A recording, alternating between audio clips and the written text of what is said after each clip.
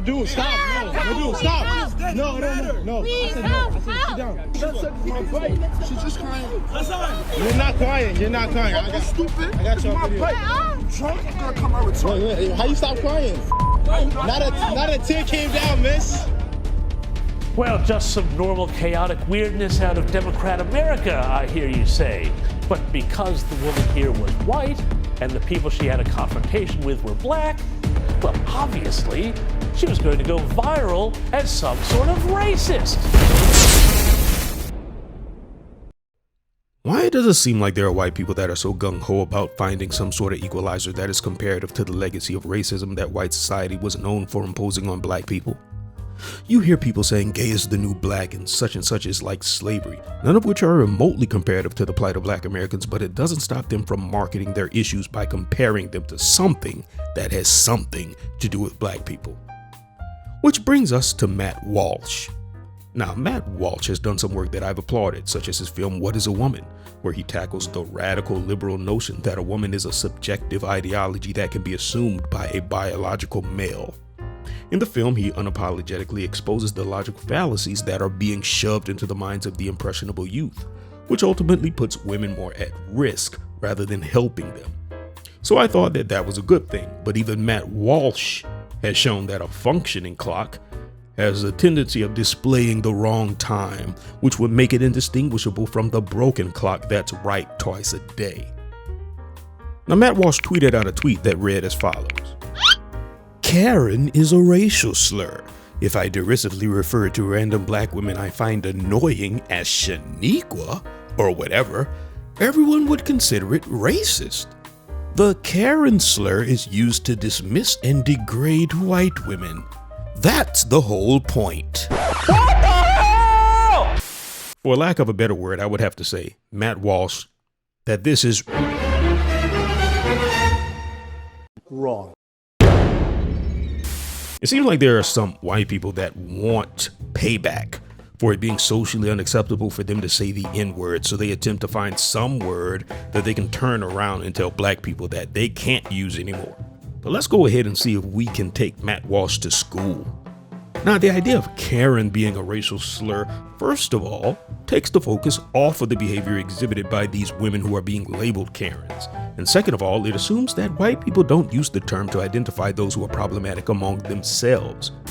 This Karen got a taste of her own medicine. Karens have been popping up everywhere since the invention of the internet. Fellow defenders of basic human decency, today we're shining a spotlight on the entitled Karens who refuse to take no for an answer. Karen has come to represent a white, entitled woman who is capable of causing harm to people around her, in particular people of color. Black people have Pookie and Ray Ray, Tyrone and Keisha. Is Pookie a slur in black society? No. What it is a common name found within black society that is used to identify a common behavior found among a particular part of that society that has a tendency to name their sons Pookie, or in other words, the hood mentality. And just like Karen, which is a common name found within white society to identify a common behavior found among white women within white society. So I guess Matt Walsh doesn't want to focus on the lying and manipulations that these women have utilized to turn white men into crash dummy toy soldiers. No, he doesn't want to deal with the Carolyn Bryants who were never brought to justice.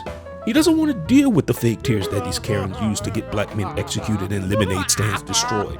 No, he's mad that you named it, because apparently he thinks that white people are off limits from scrutiny, which is why he worded it as though these women are being unfairly criticized, which makes you come across as a Karen, Matt.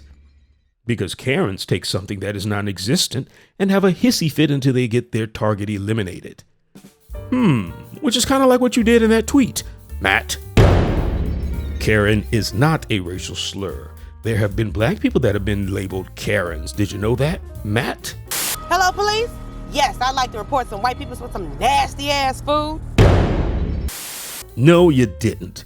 Because your goal is not to stop people from being called Karens. Your goal is to protect white women from being called out for a behavior that probably seems normal to you.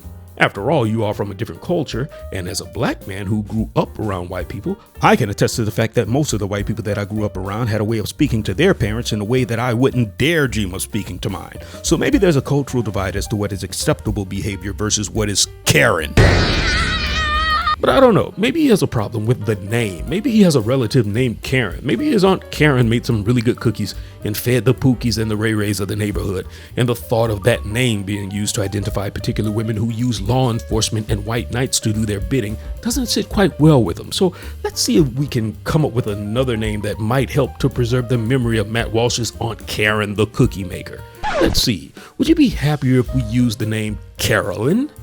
Named after Carolyn Bryant, who turned into a Karen in order to get a 14-year-old boy executed. I mean, there's Barbecue Becky, all sorts of names. And to your attempt at equating Shaniqua to being a racial slur, that too is wrong. But what it does suggest is who it is that you're actually aiming the message toward. Despite the fact that every culture and race calls these particular women Karens, it seems that the bone that you have to pick is with the specific people where you would more than likely find someone named Shaniqua. You ain't black. The fact that you attempt to downplay this behavior as annoying, as though this woman who is screaming out for help is just being annoying. As if the countless women who lied on men and got them lynched were just being annoying. As if the lie that a woman told on a young black man that ultimately initiated the Tulsa, Oklahoma race riots was just a woman being annoying. No, you're lying, Matt. It's not about people labeling women that they find annoying. You're intentionally being disingenuous. You know very well the history of the dominant white society here in America and their relations to black societies here in America. You know very well that white women have lied, which ended in the shedding of blood, unlike any other woman had the power to do throughout the American historical record.